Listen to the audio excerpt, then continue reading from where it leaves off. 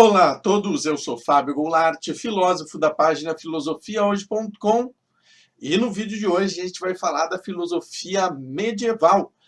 Essa parte da história da filosofia que costuma muitas vezes ser negligenciada na sala de aula no ensino médio, que até os manuais de filosofia falam muito pouco dela, e sempre cai uma ou duas questões ali no Enem e pega todo mundo de surpresa. Na verdade, a gente pode dar um panorama mais geral da filosofia medieval, que vai facilitar muito o entendimento de todos vocês, e é isso que eu pretendo fazer no vídeo de hoje.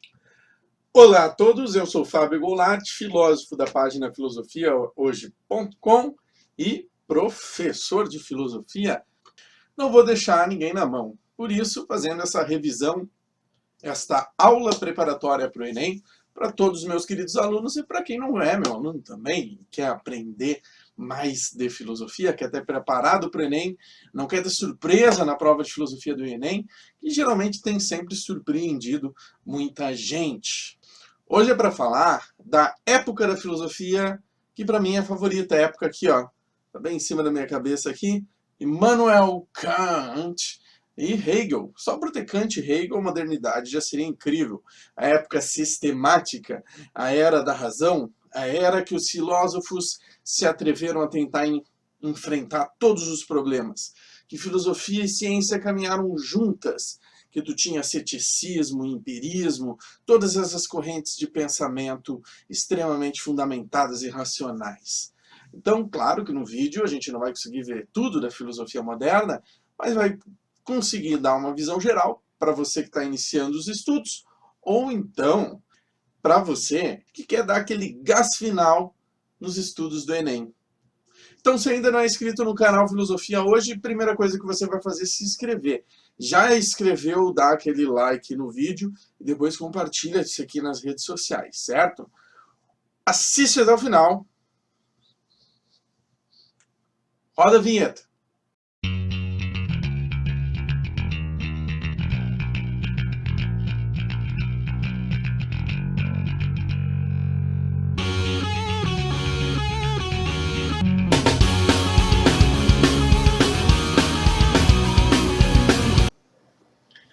Então vamos lá para a filosofia moderna.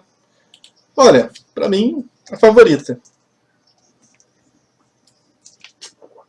A filosofia moderna é toda a filosofia que se desenvolveu durante os séculos XVI, XVII, XVIII, XIX, começando pelo Renascimento e se estendendo até meados do século XIX. Mas a filosofia desenvolvida dentro desse período está fragmentada em vários subtópicos e escolas de diferentes períodos, tais como o renascentismo, o ceticismo, o empirismo, o idealismo, o iluminismo, o criticismo, o liberalismo, o comunismo e etc. Então, eu recomendo, sim, né, você dar aquela googada, né, quiser conhecer individualmente cada uma dessas. Aqui no aulão a gente passa um pouquinho por cima, mas algumas vai caber alguma explicaçãozinha mais aprofundada.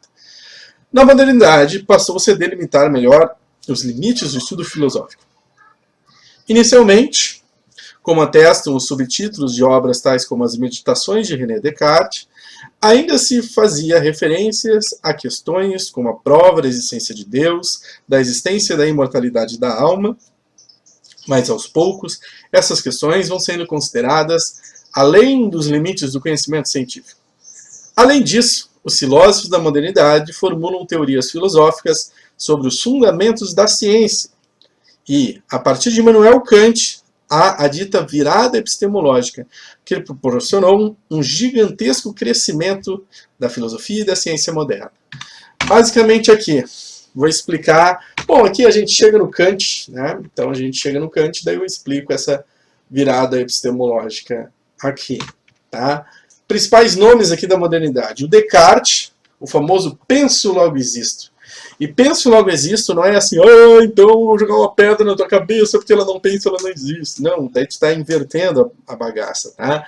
Penso logo existe é o seguinte, eu posso questionar tudo. Descartes começa de um ceticismo absoluto. Eu posso questionar tudo, posso questionar que estou aqui, né? Afinal isso pode ser um sonho, eu posso questionar, isso aqui pode ser a Matrix, né? Isso aqui pode ser um monte de coisa, então eu posso questionar tudo. tá? Por mais louco que isso seja. Porém, tem uma coisa que eu não posso duvidar, que se duvidar disso, o pensamento se autocorrói, né? Eu não posso duvidar que existe algo que está duvidando. Eu não posso duvidar que existe algo que está duvidando. Então, esse algo que está duvidando, esse eu que está duvidando, existe. Ele tem um dualismo, né? Mente e corpo. Essa especulação, que eu posso questionar tudo, menos que tem um eu que está pensando, ela comprova a existência não do meu corpo, mas da minha mente que questiona. Esse corpo aqui pode ser Matrix, tá ligado? Esse corpo aqui pode ser minha imaginação, esse corpo aqui pode ser um gênio maligno da computação, que o meu cérebro está numa cuba e ele programou para eu achar que esse é meu corpo. Que filha da mãe, né? Me deu um corpo gordo, cara. Filha da mãe esse cara.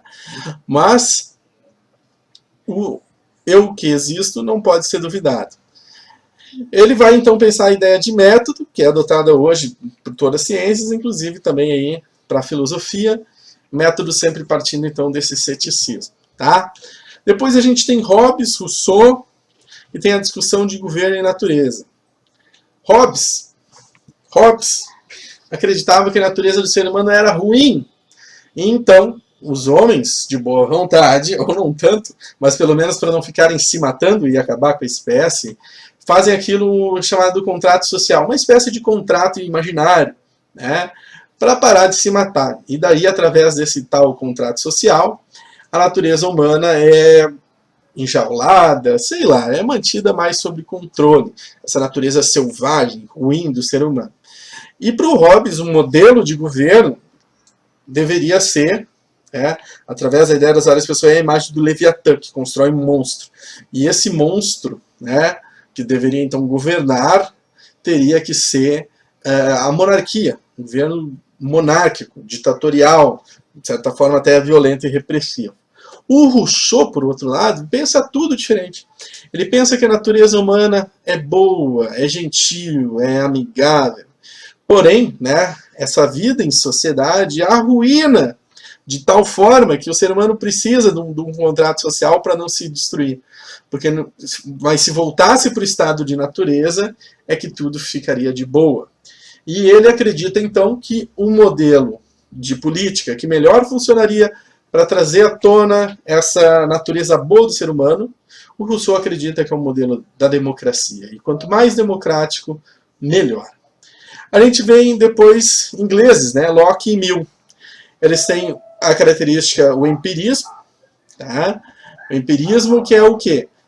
Não adianta só ficar com ideias. Tu tem que ter o teste na pele, sensível, tocar, experimentar. É dali que vai sair a verdade.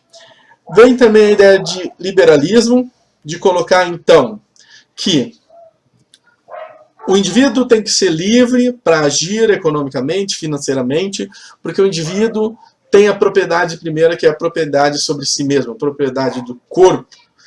E a partir disso ele tem que ter liberdade para vender o seu trabalho e etc. E o governo tem que se preocupar só em garantir essa liberdade. E as liberdades individuais é que vão fazer o mundo funcionar de boas. Em Locke, então, nascem essas ideias do liberalismo. E o utilitarismo do Stuart Mill, que vai dizer que o governo sempre tem que pensar de forma utilitária, ou seja, de forma que cause o máximo de prazer, o máximo de coisa boa para o maior número de pessoas possíveis e as coisas ruins para o menor número de pessoas possíveis. Do Stuart Mill vem aquele famoso dilema do trem. O trem está indo e vai atropelar 5 pessoas. Você pode desviar o trem e atropelar só uma. Você não tem responsabilidade. Quando você pensa, eu vou desviar e matar só uma, você está pensando de forma utilitária. Quando você não consegue decidir, etc., são outras formas aí. Tá? Hobbes e Rousseau, e então, deixa eu ver se eu tenho aqui já separado, abrir um videozinho para descontrair, já que está pesadão. O bonde do contrato, mais uma vez, tá? Canal Dom 13 Quixote, depois recomendo, não vai parar de violão. Depois vai lá, se inscreve, dá o joinha nos caras, que os caras merecem. O bonde do contrato, 3 funks aí dos contratualistas. Vamos lá.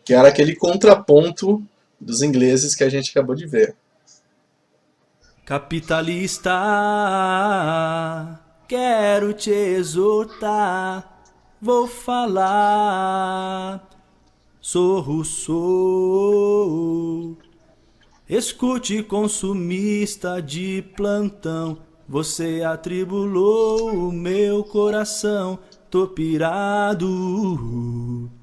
Eu hoje sou um Rousseau revoltado. Liberta, DJ. Tenha manchado capital.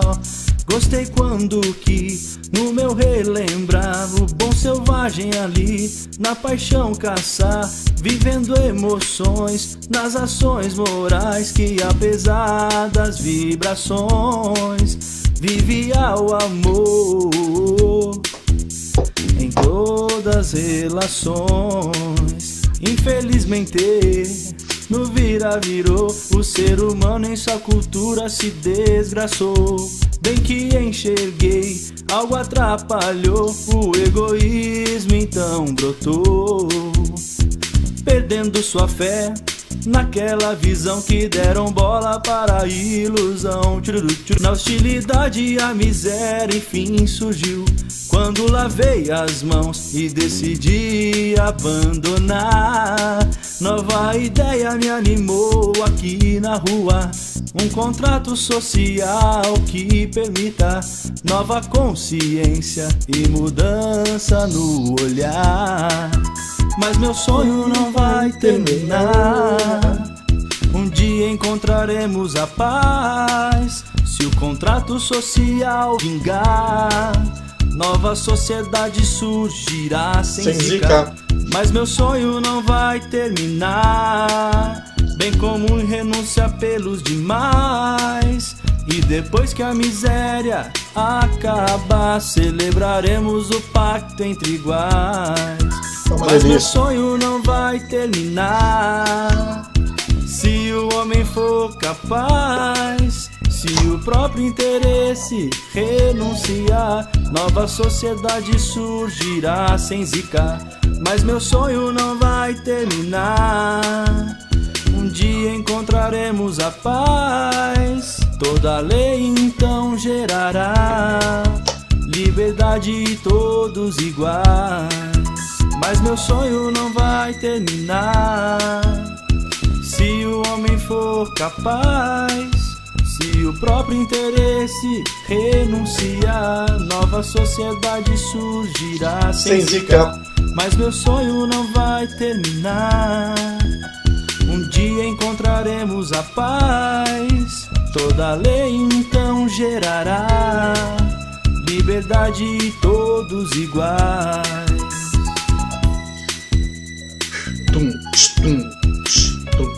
Então galera, já sabe, continua vendo o aulão, depois se inscreve lá no Dom 13 Quixote, dá o joinha pros caras, tá? E vamos dar sequência aqui. Deixa eu ver se alguém comentou algo. Super bacana, valeu Elizabeth, obrigadão. 6 pessoas vendo agora. E vamos dar a sequência com os modernão. Então a gente chega no Immanuel Kant, para mim o maior filósofo de todos os tempos e para muitos, né? Talvez aí um cara que está no mesmo nível de um Sócrates, mas está na modernidade. Um cara que vai escrever a sua primeira grande obra de filosofia só aos 57 anos, depois que foi professor, né, de jovens e de adultos durante mais de 20 anos. Immanuel Kant, a primeira questão, a primeira mudança é o que falava aqui, ó, a tal virada epistemológica. O que acontecia? O pensamento, em termos de conhecimento, ciência, etc., que vigorou, foi a ideia, relação, sujeito-objeto, do Aristóteles, que funciona da seguinte maneira. O objeto tem várias categorias. Então, por exemplo, aqui, já que já está na mão, né, esse copo de refri aqui, ele tem várias categorias. O tamanho, a cor, a densidade, ele tem essas categorias. ele emana essas categorias, sai as categorias assim dele, né, e chegam aos nossos sentidos e fazem a gente entender o mundo que está diante de nós. Então, as categorias estão no objeto, as categorias são do objeto, e elas são jogadas em cima do indivíduo, que as aprende e assim conhece o mundo, conhece o cosmos, o universo. Essa é a ideia do Aristóteles. O Kant vai inverter o jogo. Ele vai dizer que o que está diante de nós é um fenômeno. Esse fenômeno, né, representa uma coisa em si. Porém, em primeiro lugar, a nossa mente não tem o poder de ver a coisa em si.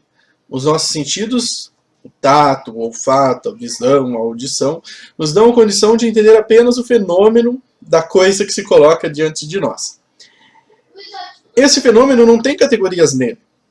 Essas categorias estão dentro da nossa razão humana e são construídas. A gente vai aprendendo as cores, o que é densidade, o que é próximo, longe, grande, pequeno. E daí faz a gente olhar e dizer, ah, é um copo. Ao ponto que se você não tivesse desenvolvido as determinadas categorias, você olharia isso aqui e diria qualquer coisa menos que é um copo, né? Então ele vai colocar que é o sujeito que tem as categorias que determina o objeto da qual ele está estudando. Então esse sujeito, cientista, ele não mais apenas só entende o cosmos, ele transforma o cosmos. Ele muda, é uma ciência que cria, que inventa, é a base do pensamento iluminista, que vai ser a base da ciência contemporânea, que está presente nas mentes mais incríveis até hoje. Tá? Então essa virada epistêmica do Kant é incrível. Tá? Então, o conhecimento aqui, a gente entra também na fenomenologia, que é entender que aquilo chega no nosso sentido são fenômenos, fenômenos podem ser interpretados e etc., de múltiplos ângulos e pontos de vista diferentes e tal, e como a gente tem um melhor entendimento do fenômeno? Entra o tal criticismo. O que é o tal criticismo? É o seguinte, antes do Kant, tinha duas correntes epistêmicas muito fortes. Na Alemanha, o idealismo, que vem lá do René Descartes, francês aqui, ó, então na França também, tá?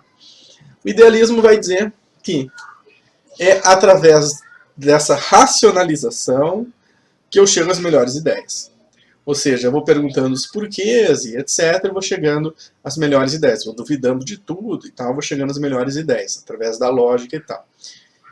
Já os ingleses, como aqui o próprio Locke, e o Mill, né, que já foi citado, eles eram empiristas. Então eles acreditavam que as melhores explicações vinham dos testes. A gente testava as coisas, sentia na pele as coisas, e dali que vinha o conhecimento.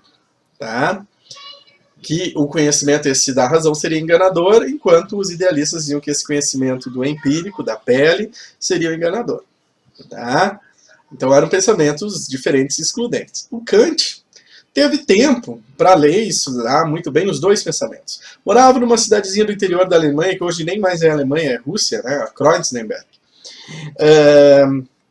Então o que acontece? Teve lá todo o tempo, toda a paciência para conseguir extrair o melhor das duas ideias no tal criticismo.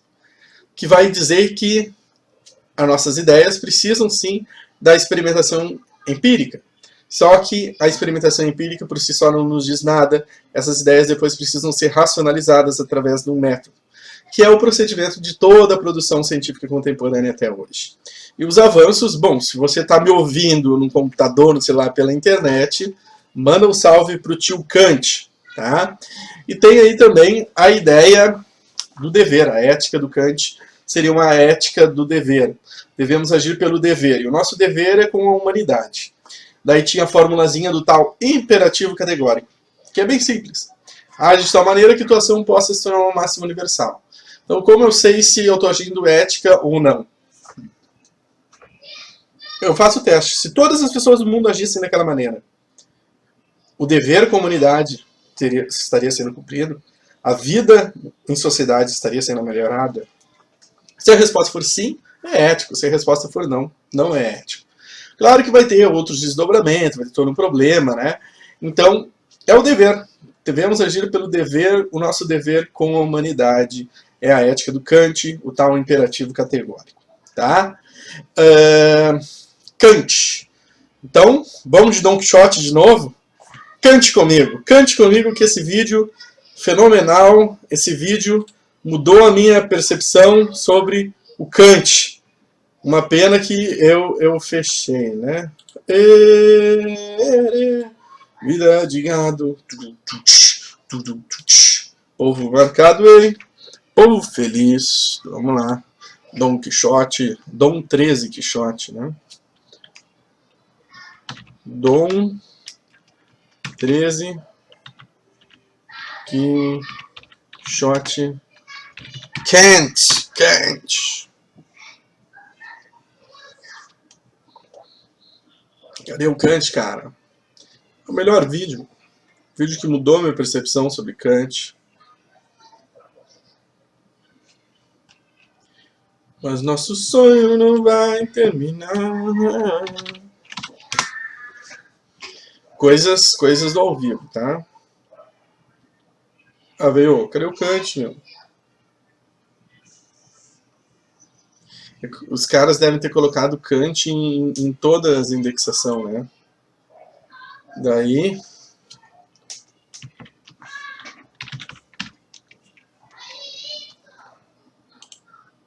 tá aqui.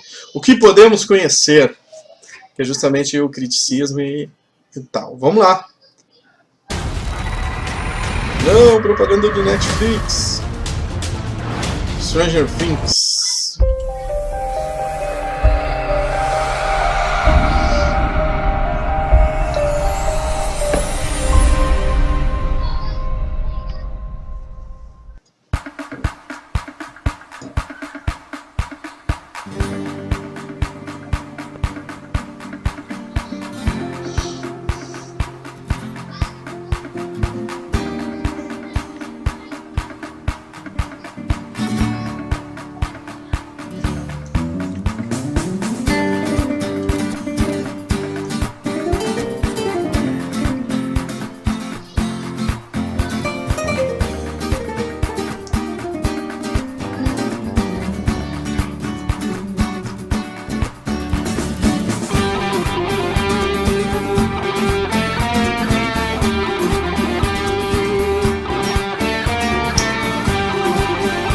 Acabou.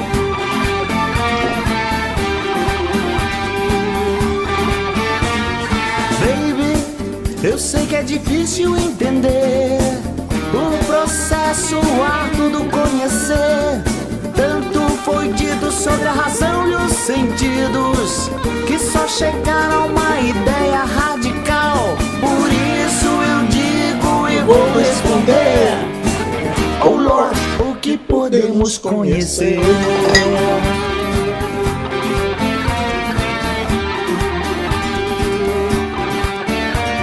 Os sentidos são muito importantes, mas não se esqueça do racional. Intuição pura junto com a empírica veste um intelecto que está no baby. Além da experiência sensível, o que a priori tem sua contribuição. Tempo e espaço, lei da casualidade, é a moral em nossa consciência. Por isso eu digo e vou responder: oh Lord, o que podemos conhecer?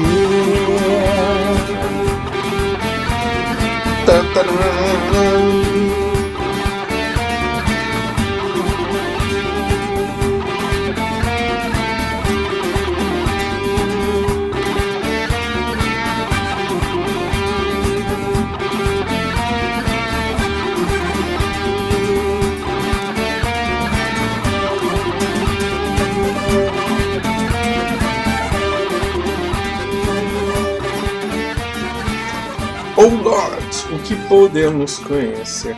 Então já sabe, depois do aulão, vai lá no Dom 13 Quixote, se inscreve, manda um joinha pros caras.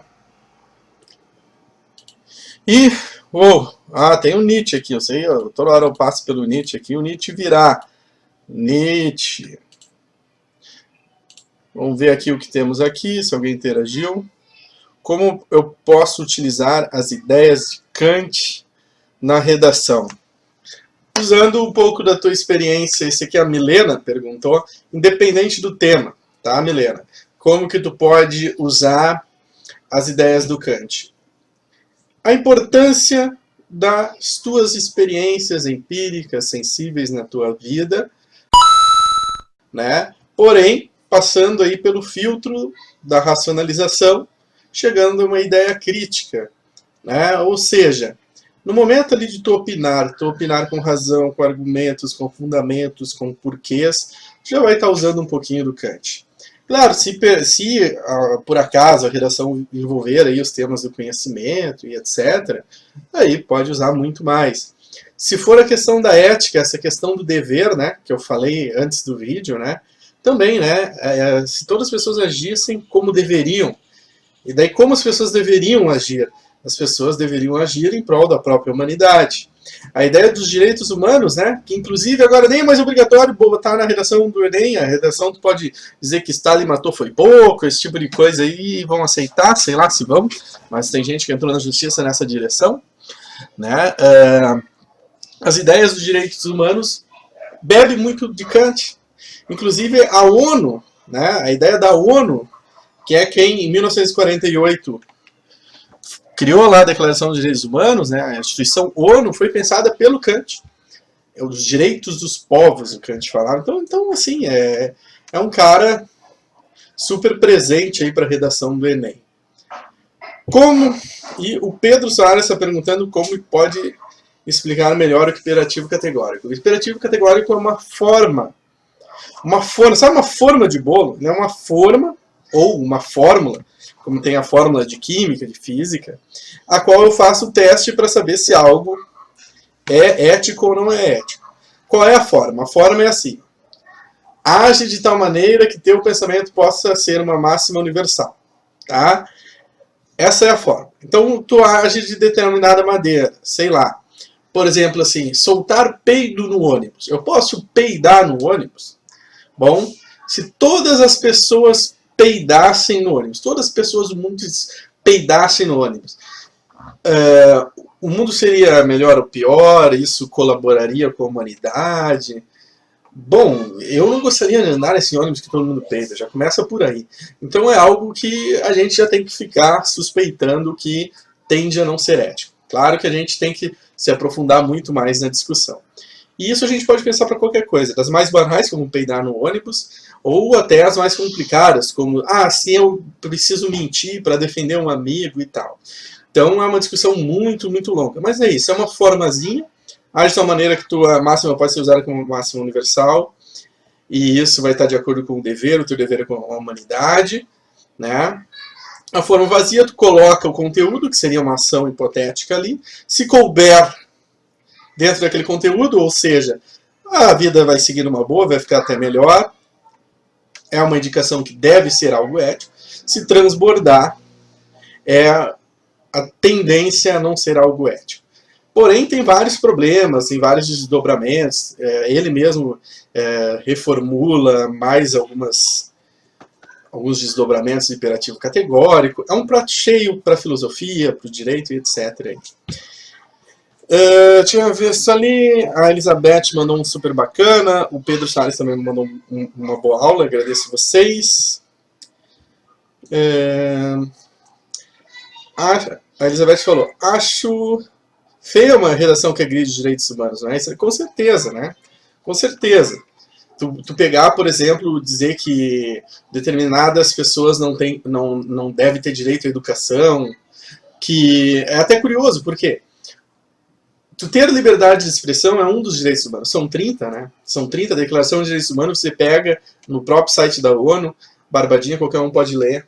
É porque tem uma galera que se diz liberal no Brasil, mas de liberal não tem nada, né? Infelizmente. A gente viu ali o John Locke, falamos do liberalismo já, né?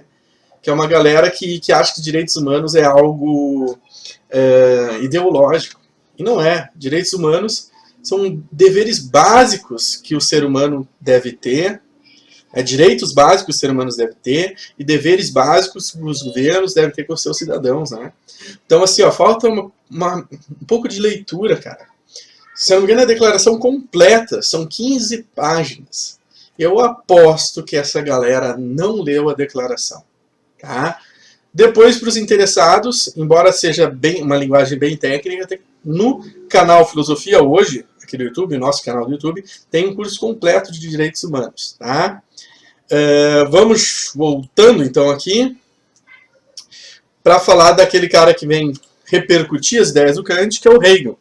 Hegel tem uma discordância com Kant na questão da ética. O Kant acha que a ética é baseada no agir pelo dever. O Kant vai dizer agir pelo dever é legal, mas de boas intenções o inferno está cheio. Então, o que a gente deve julgar é sempre as consequências. A gente tem que julgar a consequência das ações. A base do direito, a base da Constituição moderna, embora passe por Kant, nesse sentido aponta muito mais para Hegel. Embora, por exemplo, se você comete um crime, você tinha uma boa intenção lá, mas morreu meia dúzia de pessoas. Você vai ser julgado por isso, pode até atenuar a sua pena, mas você vai ser preso. Né? Então, o Hegel tem essa questão, e ele acredita, a marca mais forte do pensamento do Hegel, é a questão da dialética histórica. Ele vai dizer que existe o espírito do povo e o espírito do tempo.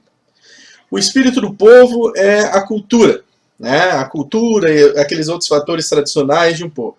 E o espírito do tempo é as coisas que estão latentes na atualidade, na nossa era. Isso entra numa relação dialética, né? E dessa dialética histórica entre o velho e o novo, não, né? Entre o espírito do povo e o espírito do tempo, vai tendo um progresso histórico, tá?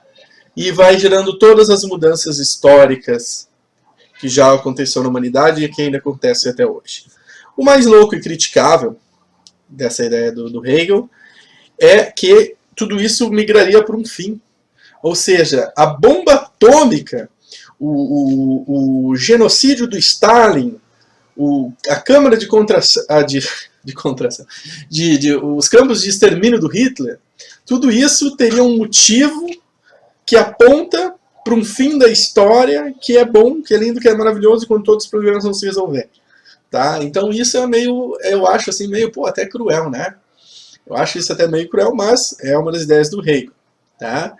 Hegel vai influenciar muito o pensamento que vem depois, principalmente os dois carinhas que estão aí embaixo. Primeiro, Adam Smith, que é quem vai formular as ideias do capitalismo tal como ele é hoje. O capitalismo tal como ele é hoje não é uma coisa assim, é natural, que brotou na Terra, como tem gente que acredita. Não, é baseado principalmente nas ideias do Adam Smith. As ideias ali de mercado, de Estado, de mão invisível, a própria ideia, né, quem trabalha, quem fica com a renda, né, tudo isso foi pensado lá pelo Adam Smith. Tá? E o Karl Marx veio depois, então, fazendo uma análise do pensamento do Adam Smith, principalmente a decorrência, né, já com a ajuda da sociologia e da economia, ele vem mostrar vários problemas do pensamento capitalista e ainda apresenta uma proposta que é o tal comunismo. Né? Então, é uma proposta meio assim de botar tudo abaixo e pensar algo novo, e ele pensava algo, bem dizer, utópico, que é o tal comunismo. Importante, o comunismo, como Marx pensou, na sua utopia, jamais existiu. Mas teve vários modelos políticos, e ainda tem hoje, que se baseiam nas ideias de Marx, né, e tiveram-se experiências que em determinado momento foram positivas, mas depois se tornaram imensos fracassos, como lá a União Soviética. E o pensamento dele também é super influente, né, em países nórdicos e etc. Então ele é um cara, um Marx, você concordando, você não concordando, né? Não é uma questão de ser comunista, ser capitalista, isso já morreu lá com a queda do Muro de Berlim. Tá? O pensamento do Marx, ele é importante como contraponto ao pensamento do Adam Smith. Agora o fulaninho não leu nem o Adam, o fulaninho não lê nem gibi, o fulaninho não lê nem a merda da Wikipedia, então é que se dane. Não entra a discussão da internet, capitalismo e comunismo, é de doer, cara, é de doer, assim, ó, você faz muito melhor se lê os textos dos caras. Mas já aviso de antemão, ambos escrevem mal pra caramba. É um exercício de dor, mas vale a pena. Eu li primeiro na faculdade o Adam Smith e depois tive contato com Karl Marx. Confesso que o Marx do Capital é um Marx técnico demais, chato demais, cientista demais, tá? Um Marx que é legal para começar a ler é o do Manuscritos Econômicos Filosóficos. Mas recomendo que leia o Smith antes, porque é um texto que critica muito o pensamento do Smith. Se você não lê o pensamento do Smith, aquela crítica vai parecer como uma crítica, como é que dizem aí, espantalho, esse tipo de coisa. Então lê o Smith antes, segue a ordem cronológica, tá? E por último, Schopenhauer, que discute o amor, discute o pessimismo. Ele é um pessimista. Ele acredita que a gente não deve criar grandes expectativas. Se a gente cria grandes expectativas, a gente se frustra, né? Que a nossa sociedade tolhe nossos desejos, depois, como o Freud dizia, tolhe nossas pulsões e etc.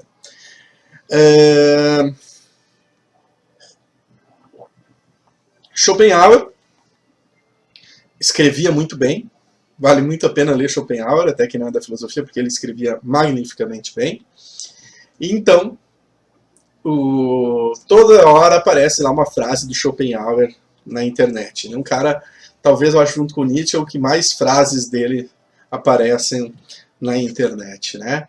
Então, podem pesquisar aí bastante coisa, um autor que vale a pena para toda a vida, e que, olha, eu vou dizer assim, ó, Descartes, Kant, Platão, são figurinhas carimbadas no Enem, bem dizer, todo o Enem estão lá, mas o Schopenhauer também aparece, tá?